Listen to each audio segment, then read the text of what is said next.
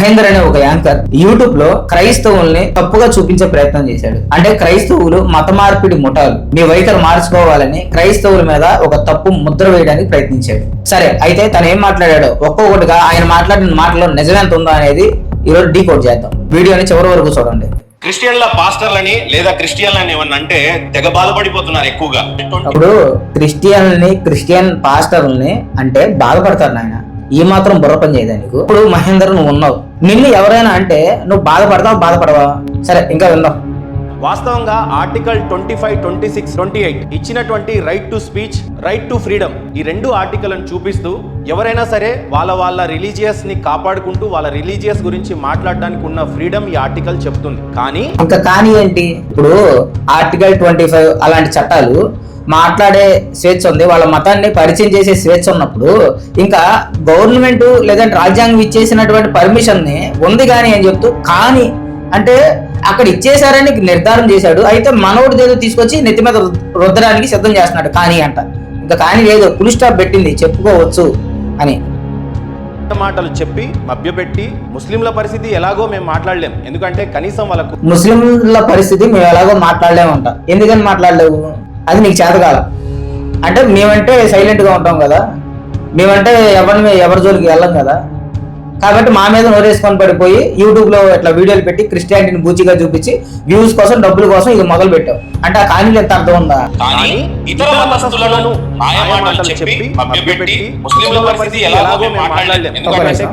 మాయ చేసి మభ్య పెట్టి అంటే క్రిస్టియన్స్ చేసేది మాయ చేసి మభ్యపరుస్తున్నారా? ఆధారాలు ఏంటి? ఎవరిని మాయ చేశారు? ఎంతమందిని మాయ చేశారు? ఏం చేశారు? ఆధారాలు ఏంటి? ఒక వ్యక్తిని మాయ చేసి మభ్య పెట్టి మతం ఎలా మారుస్తారు? నువ్వు చూపిస్తావు, మాకు నేర్పిస్తావా ఎలా మాయ చేసి ఎలా మభ్యపరుస్తారో? చెప్తాను విను. మహేందర్ గారు, మీకు తెలియకపోతే మీరు అలా ఉండండి. మీకు తెలియని దాన్ని ఏదో చెప్పి ఏదో బురద జల్లి వ్యూస్ సంపాదించుకోవడానికి, డబ్బులు తెచ్చుకోవడానికి ఇలాగా వేరే వాళ్ళని ఇలా బ్లేమ్ చేయొద్దు. అర్థమైందా? ఇది చాలా ఈ మెంటాలిటీ మంచిది కాదు, మార్చుకోండి ముందు. మరి ఆ స్క్రిప్ట్ రైట్ ఎవరో మీకు మాట్లాడించింది లేకపోతే మీరే మాట్లాడారో నాకు తెలియదు, కానీ ముందు ఈ వైఖరి మంచిది కాదు, మార్చుకోండి. విషయం చెప్తానంటే క్రిస్టియానిటీ భారతదేశంలోనికి వచ్చింది క్రీస్తు శకం 50లో తోమా గారి ద్వారా ఇక్కడికి వచ్చింది. అంటే అంత పురాతనమైంది క్రిస్టియానిటీ. ఇక్కడ వచ్చి రాగానే ఇక్కడ భారతదేశానికి గడపడిన సువార్త ఏంటి అంటే మీ పాపాలు విడిచిపెట్టండి, నిజమైన దేవుడు వచ్చాడు, ఆయన వచ్చి మన పాపాల కోసం చనిపోయాడు, ఆయన నమ్ముకుంటే మన పాత పాప జీవితం మొత్తం పోద్ది, ఇప్పుడు కొత్త జీవితం దేవుడు ఇస్తాడు, యేసుక్రీస్తు ఇస్తాడు, రండి మీ పాపాలు ఒప్పుకోండి, మీ పాపాలు క్షమించబడతాయి, మీరు ఇంకేమీ చేయవసరం లేదు, మీ కొత్త జీవితం కాబట్టి రండి అని ఈ విధంగా సువార్త వినపడేది. ఇది సువార్త ప్రక్రియ. బైబిల్ కూడా ఇదే చెప్పింది, ఎలాగే చెప్పమని. మేమందరూ ఎక్కడికి వెళ్ళినా కానీ పాపంలో ఉన్న వాళ్ళని, పాపంలో ఉన్న ప్రతి ఒక్కరికి మేము చెప్పేది ఏంటంటే ఆ ఊరు తిరిగి ప్రతి ఒక్కరికి చెప్పేది ఏంటి అంటే బతుకు మార్చుకోండి, యేసుక్రీస్తు దగ్గరికి వస్తే మీ పాత జీవితం మారిపోతే కొత్తగా బతకడానికి ఇంకొక అవకాశం ఇస్తాడని లోపల ఉండేటటువంటి ఆ శైని, లోపల ఉండేటటువంటి ఆ కఠినత్వాన్ని తీసేస్తాం యేసుక్రీస్తు వాక్యం ద్వారా. ఇది ఒక సువార్త. రెండవది, వాళ్ళ ఆస్తులు, వాళ్ళ పనులు అన్ని పక్కన పెట్టుకొని ఎదుటి వాళ్ళ కోసం జీవించి వాళ్ళ జీవితం ద్వారా యేసుక్రీస్తుని పరిచయం చేసే ప్రక్రియ జరిగింది.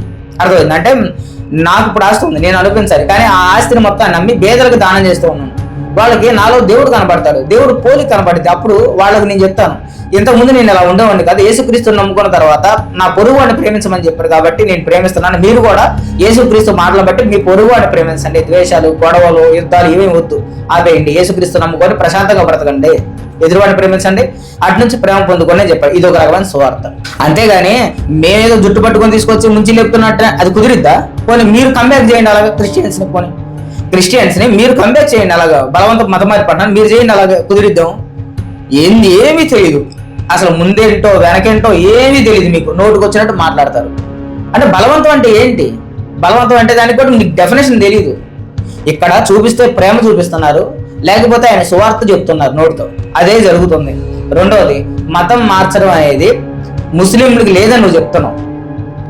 మతం మార్చేది అంట ముస్లింలకు లేదంట. చూద్దాం. వాళ్ళ ఖురాన్లో మత మార్పిడి అనేది ఎట్టి పరిస్థితుల్లోనూ పాపము, హలాల్ కాదు అని ఉంది. కానీ మీ పరిస్థితికి వచ్చేస్తే ఎలా ఉంది క్రిస్టియానిటీ పరిస్థితి అని అంటే, ఒక్క నిమిషం. అంటే ఇతను ఖురాన్ చదివాడు, బైబిల్ చదవలేదనడానికి ఇది ఒక పెద్ద ఉదాహరణ. మహేంద్ర గారు, మీరు బైబిల్ కూడా చదివితే మంచిది. మీరు చాలా ఇంటర్వ్యూలో నేను బైబిల్ చదివానని చెప్పారు, అర్థమవుతుందా? కాబట్టి మీరు ఇప్పుడు ఆ ఇంటర్వ్యూలో చెప్పింది మొత్తం అబద్ధం అని తేలిపోయింది. అసలు మత్తయి సువార్తలో యేసుక్రీస్తు చాలా స్పష్టంగా చెప్పాడు, మీరు మతం మార్చడానికి తిరుగుతూ ఉంటారు, అలా తిరగమాకండి, మత మార్పిడి చేయొద్దని చాలా స్పష్టంగా చెప్పాడు.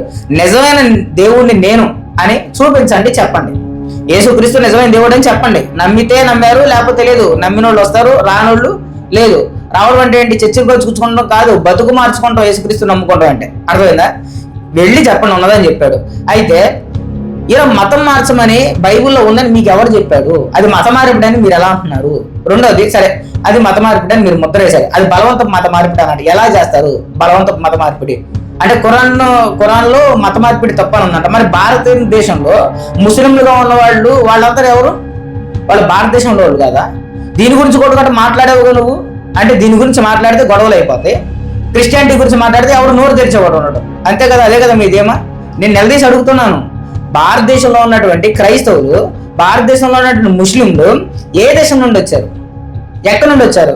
అందరూ భారతీయులు. ఎక్కడున్న వాళ్ళే వాళ్ళ ఇష్టాలు బట్టి వాళ్ళకు నచ్చిన నమ్మకాలకు వెళ్ళాడు. ఇప్పుడు క్రిస్టియానిటీ ఒక చెట్టు అనుకున్నాం, ముస్లిం అనేది ఒక చెట్టు అనుకున్నాం, హిందూ అనేది ఒక చెట్టు అనుకున్నాం, ఇలా రకరకాల చెట్లు ఉన్నాయి. ఎవరికి ఏ చెట్టు నచ్చినా అక్కడికి వెళ్ళారు, ఆ చెట్టు నేయడం పొందుకున్నారు. అది వాళ్ళ ఇష్టం కదా. బలవంతం మత మార్పిడి ఎక్కడ జరిగింది? ఇప్పుడు ముస్లింలలో లేదని వాళ్ళందుకు వెనకేసుకొస్తున్నావు. గతంలో తిట్టావు కదా నువ్వు ముస్లిమ్స్ని. అంటే ఎవరు దృష్టికోణాన్ని మారుద్దాం అనుకున్నాం మహేంద్ర గారు? మీరు ఇంకా చాలా మాట్లాడారు, విన్నాం. హిందూ, సిక్కులు, బౌద్ధులు, ఇంకా కొత్తగా చెప్పాలంటే ఈ మధ్య కాలంలో బురకలు వేసుకున్న తల్లిలు కూడా చర్చికి వస్తా ఉన్నారు. పరాయి మతం మీద పడి బురకాలు వేసుకున్నవాడు కూడా చర్చి, బురకాలు వేసుకున్నవాడు కాదు. అర్థమైందా? ఎవడైనా రావాల్సిందే యేసుక్రీస్తు దగ్గరికి, ఎవడైనా రావాల్సిందే. మహేంద్ర గారు పాపాలు పోగొట్టుకొని పరలోకంలో ఉన్న దేవుడి దగ్గరికి వెళ్ళాలి అంటే వేరే దిక్కు లేదు. మహేంద్ర గారు కూడా యేసుక్రీస్తు దగ్గర రావాల్సింది. బురకాలు వేసుకొని వస్తారు, బొట్టు పెట్టుకొని వస్తారు, ఎట్లాగైనా వస్తారు. మీ అవతారాన్ని చూసి కాదు దేవుడు మిమ్మల్ని పిలిచింది. అంతరంగం మారాలి, అంతరంగంలో ఉన్న పాపపు స్థితి మారాలి. అర్థమైందా? బురకాలు వేసుకొని వస్తారు. ఈయన నీకెందుకు? వస్తారు యేసుక్రీస్తు దగ్గరికి వచ్చే ఎవరైనా సరే, అడుక్కు తినేవాడినైనా సరే వాడి జీవితం మారుస్తాడు, డబ్బున్నోడైనా సరే వాడి పాపాలు క్షమించి వాడి జీవితం మారుస్తాడు. ఎవరైనా రావచ్చు, వస్తారు. నువ్వైనా రావాల్సిందే నీ పాపాలు పోగొట్టుకోవడానికి. నిజంగా పరాయి మనుషులను మత మార్పిడులు చేస్తూ కనీసం ఈ పరాయి మనుషులను మత మార్పిడులు ఎలా చేస్తున్నారు? అంటే ఒక నీళ్ళలో ముంచి పైకి లేపితే ఆ వ్యక్తిని మతం మార్చినట్ట. ఇది ఏ రాజ్యాంగంలో ఉంది? మీరు చెప్పండి పోనీ. ఏ రాజ్యాంగంలో? అంటే నీళ్ళలో ముంచి లేపి ఆ వ్యక్తి చర్చికి వస్తే మతం మార్చినట్ట. అసలు మతం అంటే ఏంటి? మతం అనేది నీకు అర్థం తెలుసా మహేందర్? మతం అంటే మన అభిమతం. అంటే నేను అనుకుంటున్నాను అదే నిజమని, అది నా మతం. నువ్వు అనుకుంటున్నావు ఇది నీ మతం. అర్థమైందా? మతం మార్చడం ఏం లేదు ఇక్కడ. దీంట్లో నీ అభిప్రాయం నీ దగ్గర పెట్టుకో, వాళ్ళ అభిప్రాయం వాళ్ళ దగ్గర పెట్టుకుంటారు. అది వాళ్ళ మతాలు. అర్థమైందా? దేశంలో ఉంటున్న ప్రతి పాస్టర్ కి, ప్రతి క్రిస్టియన్ సోదరులకు ఎక్కడన్నా బాధ అనిపించట్లేదా? ఎందుకు అనిపించింది బాధ? ఒక తాగుబోతుని తాగుడు మానిపించి కుటుంబానికి డబ్బులు ఇచ్చేవాడిగా చేసినందుకు బాధపడాలి క్రిస్టియానిటీ. వ్యభిచారం చేస్తూ రోజు తన ఒళ్ళమ్ముకొని బతికామా, ఈరోజు కష్టపడి తన డబ్బు సంపాదించు కుటుంబాన్ని పోషిస్తున్న పిల్లలు చదివించుకుని అందుకు సిగ్గుపడాలి క్రిస్టియన్. పాన్పరాగులు నమ్మిన వాడిని పాన్పరాగులు మార్పించినందుకు సిగ్గుపడాలి క్రిస్టియన్. దొంగని లేదంటే దోచుకునే వాడిని వీళ్ళ దొంగతనాలు మార్పించి వాళ్ళు కష్టపడి వాళ్ళ డబ్బులు వాళ్ళు సంపాదించుకుంటే ఎలా చేస్తున్నారు, అందుక సిగ్గుపడాలి క్రిస్టియన్ సిగ్గుపడ్డ కాదు, మేసం తిప్పుకొని ఇక్కడ భారతదేశంలో గర్వంగా తిరగలిగే వ్యక్తి, ఏకైక వ్యక్తి క్రిస్టియన్. చెప్తాడు, పాపం గురించి చెప్తాడు, మీ జీవితం కరెక్ట్గా లేదు, సరి చేసుకోండి, దేవుడికి ఇది ఇష్టం లేదు, ఇలా బతకొద్దు, దేవుడు గౌరవం కలిగిన వాడు, దేవుడు పరిశుద్ధుడు. మరి అలాంటి దేవుడి చేతుల్లో చేయబడింది. మనం అపవిత్రమైన పెదవులతో, అపవిత్రమైనటువంటి జీవపు అలవాట్లతో మన శరీరాన్ని పాడు చేసుకొని ఎందుకు దేవుడిని అవమానించాలి అని చెప్పి ఆ వ్యక్తి జీవితాలు మారుస్తాడు క్రిస్టియన్. సిగ్గుపడ్డు తలెత్తుకొని తిరుగుతాడు క్రిస్టియన్. నీకు ఈ మాత్రం కూడా నాలెడ్జ్ లేదు. దేశంలో ఉంటూ ఈ దేశంలో ఉన్నటువంటి మనుషులు, ఈ దేశంలో ఉన్న హిందువులకు కానీ ఇతర మతస్థులకు కానీ, ఈ ఒక్క దేశమే ఉంది కదా, హిందువులకు ఎస్పెషల్ గా చెప్పుకోవాలంటే రేపు విపత్కర కొంచెం జనరల్ నాలెడ్జ్ తెచ్చుకో. ఈ ఒక్క దేశమే హిందువులకు ఉంది, ఇంకొక దేశం హిందువులకు ఉంది కాదు. ప్రతి దేశంలో హిందువులు ఉన్నారు. ఇజ్రాయేల్ హిందువులు ఉంటారు, అమెరికా వెళ్ళు హిందువులు ఉంటారు. కనిపించట్లేదు అమెరికాలో ఇస్కాన్ టెంపుల్స్ కనిపించట్లేదా? అక్కడ దేవాలయాలు కనిపించట్లేదు. చైనా హిందువులు ఉంటారు. ఏ దేశంలో లేరు హిందువులు? భూమి మీద మనుషులందరూ ఒక విధంగా ఉంటారు. అయితే మీరేమనుకుంటున్నారంటే ఇలాగా మత రాజకీయాలు చేయడానికి, మతం పేరు అడ్డం పెట్టుకొని, రెండవది హిందువులను అడ్డం పెట్టుకొని వాళ్ళ ఎమోషన్స్ క్యారీ చేసుకొని వాళ్ళ దగ్గర డబ్బులు సంపాదించుకునే ప్రయత్నం చేస్తున్నారు. కాబట్టి జనాల నుంచి విడగొడుతున్నారు హిందువుల్ని. అర్థమైందా? అమెరికాలో ఉన్న వాడి శరీరం అదే, భారతదేశంలో ఉన్న వీడి శరీరం అదే.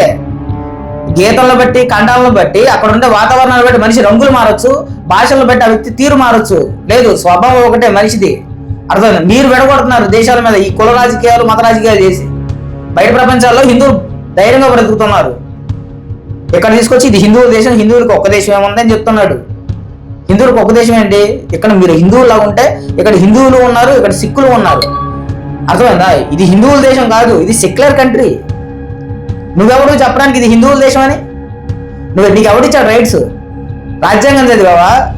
సోషల్ మీడియాలో నువ్వు మాట్లాడేటప్పుడు కొంచెం నాలెడ్జ్ ఉండాలి బ్రదర్ మహేందర్. సెక్యులర్ కంట్రీ మన దేశం.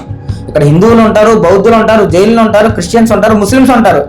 నువ్వెవరు ఇది హిందువుల దేశం అని చెప్పడానికి? ఇది సెక్యులర్ కంట్రీ. ఇది అయితే మోస్ట్ పాపులర్ హిందువులు ఉంటే ఉండొచ్చు, అంతేగాని ఇది హిందూ దేశం కాదు. ఇది హిందూ దేశం కాదు, ఇది సెక్యులర్ కంట్రీ. అన్ని మతాల వాళ్ళకి నివాసయోగ్యమైన స్థలం ఇది. అంతేగాని ఇందులో మీరు ఒక్కడే గొప్పగా మీ చేతి కింద లేదు. ఇది ఇలా మాట్లాడటం కరెక్ట్ కాదు. ఇది విద్వేషాలు అయిపోయినట్టుంది. ఇంకా విన్నాం తిను ఏ మెచ్యూరిటీలో మాట్లాడుతున్నారో ఇంకా దాన్ని డీకోడ్ చేద్దాం. పరిస్థితులు వచ్చి యుద్ధాలు జరిగితే ఏ మతం వాళ్ళకైతే, నేను ఆ మతం పేరు చెప్పలేను కానీ వాళ్ళకు ఒక 50 దేశాలు, మీకు ఒక 50-60 దేశాలు ఉన్నాయి. మరి హిందూ ఎక్కడికి పోయి తలదాల్చుకోవాలి? ఈ దేశంలో హిందువులు ఇంకెంతకాలం ఇన్సెక్యూర్ గా బతకాలి? కాస్త అంటే నాలెడ్జ్ ఏ స్థాయిలో మాట్లాడతావు మహేందర్? నువ్వు ఏ స్థాయిలో మాట్లాడుతున్నావు? దేశాలు పరస్పరం సహాయం చేసుకుంటాయి. అర్థమైందా? యుద్ధం జరిగితే ఏ దేశానికి వెళ్తారంటే, సరే ఇప్పుడు ఇక్కడ యుద్ధం జరిగింది, యుద్ధం జరిగితే ఇక్కడ పుట్టిన క్రైస్తవులు కానీ, ఇక్కడ పుట్టిన హిందువులు కానీ, ఇక్కడ పుట్టిన జైనులు కానీ, బౌద్ధులు కానీ, ఇక్కడ పుట్టిన సిక్కులు కానీ అందరు ఇక్కడే ఉంటారు. ఇది మన భారతదేశం. అర్థమైందా? ఎక్కడికి వెళ్తాం ఏంటి? ఎక్కడికి వెళ్తారు? అసలు వెళ్ళాల్సిన అవసరం ఏంటి? ఇక్కడ పుట్టిన ఎవరైనా సరే ఇక్కడ వాడే. ఇది భారతీయ క్రైస్తవులు, భారతీయ జైనులు, భారతీయ బుద్ధులు అంటారు. ఇక్కడ నుంచి హిందువులు వేరే దేశానికి వెళ్తాం ఏంటి? ఇంకా అంటే యుద్ధం జరిగితే ఇప్పుడు హిందువులే పోరాడతారా బోర్డర్లో? ఇక్కడ పుట్టిన క్రైస్తవులు పోరాడరా? ఇక్కడ పుట్టిన జైన్లు పోరాడరా? ఇక్కడ పుట్టిన సిక్కులు పోరాడరా? ఇక్కడ పుట్టాం, ఇక్కడ మన దేశాన్ని మనం కాపాడుకుంటాం. నువ్వు ఈ నాలెడ్జ్ పెంచుకో. ఎందుకంటే నువ్వు ఎందుకు వేరు చేస్తున్నావు ఇక్కడ క్రిస్టియన్స్ని తర్వాత హిందూస్ని? ఇది ఇక్కడ జరిగేది ఏంటి అంటే ఇది సెక్యులర్ కంట్రీ, అందరి మీద ఆధారపడి ఉంటుంది. మన దేశాన్ని మనం కాపాడుకుంటాం మహేందర్. బయట దేశాల మీద ఎందుకు ఆధారపడతావు? బయట దేశాల గురించి మాట్లాడుతావు నువ్వు. ఎక్కడైనా యుద్ధం జరుగుతుంటే మనల్ని సేఫ్గా పంపించడానికి మన దేశాన్ని పంపిస్తారు, మన వాళ్ళని. అంతేగాని అక్కడ ఉన్న క్రిస్టియన్స్ ఎక్కడికి ఎందుకు పంపిస్తారు? అమెరికాలో క్రిస్టియన్ పుట్టాడు, ఆ క్రిస్టియన్ ఎక్కడికి ఎందుకు పంపిస్తారు? అక్కడ క్రిస్టియన్ అక్కడే, అక్కడ ఉన్న హిందూ అక్కడే. ఎక్కడ దేశాల్లో ఉండాలి అక్కడే ఉంటారు. ఇక్కడ పంపించడానికి ఏముండదు. అక్కడ నాలెడ్జ్ పెంచుకో కొంచెం. కాపాడుకోండి. మీ మతాలను దూషించట్లేదు, అలా అని చెప్పేసి బైబిల్ అనడమో లేకపోతే దేవుడు అనడమో ఇవేమీ అనట్లేదు. కానీ ఇప్పుడు దాకా నువ్వు చేసింది అదే. యేసుక్రీస్తు మీద తప్పుడు ఎలిగేషన్ చేసావు, యేసుక్రీస్తు మార్గమే తప్పుడు ఎలిగేషన్ చేసావు. మేము మతం మార్చుతున్నాం నువ్వు బలవంతంగా, మళ్ళీ మాట తిప్పుతున్నావు. అంటే పెరగిల్లి జోలపడ్డం అంటారు ఇదంతా. మీ ఛానల్ రెప్యుటేషన్ కోసం, మీ వ్యూస్ కోసం, మీ డబ్బుల కోసం ఎన్ని రోజులు ఎలాగ మతాలు విద్వేషాలు పెడతావు? ఎవరు విశ్వాసం వాళ్ళు నమ్ముతున్నారు. బలవంతం మతం ఇప్పుడు నువ్వు చేయి, మమ్మల్ని చేయి బలవంతంగా వచ్చి. బుద్ధుండి అలా మాట మాట్లాడటానికి. బలవంతంగా ఎవడు చేయడు, చెప్తాం, నచ్చితే వస్తాడు లేకపోతే లేదు, అంతే. కానీ ఆలోచించండి, ఖచ్చితంగా హిందూ సోదరులను అందరినీ మీరు మతం మార్చేస్తే ఈ దేశాన్ని హిందూస్థాన్ అనాలనా, ఇంకేమన్నా క్రిస్టియన్ స్థాన్ అనాలనా? ఎప్పుడు పెట్టిన పేరు అప్పుడే ఉంటుంది. అర్థమైందా? హిందుస్థాన్ అనాలంటే అంటే నీకే క్లారిఫికేషన్ లేదు ఏమనాలో. ముందు నేర్చుకొని వచ్చి మాకు చెప్పు. అర్థమైందా? నీకేం అర్థం కావట్లని మత చిచ్చులు పెడతానికి సిద్ధమైనట్టు నువ్వు. కొంచెం పద్ధతి మార్చుకో బ్రదర్. పద్ధతి మార్చుకుంటే మంచిది నీకు.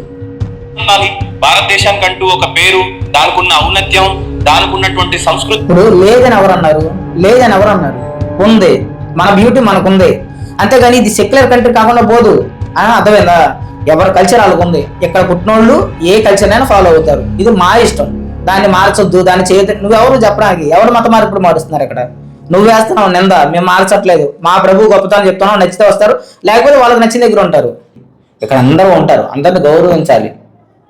సరే ఓకే, మీరు ఇవన్నీ తెలుసుకుంటారని ఒక బ్రదర్గా ప్రేమపూర్వకంగా చెప్తున్నాను.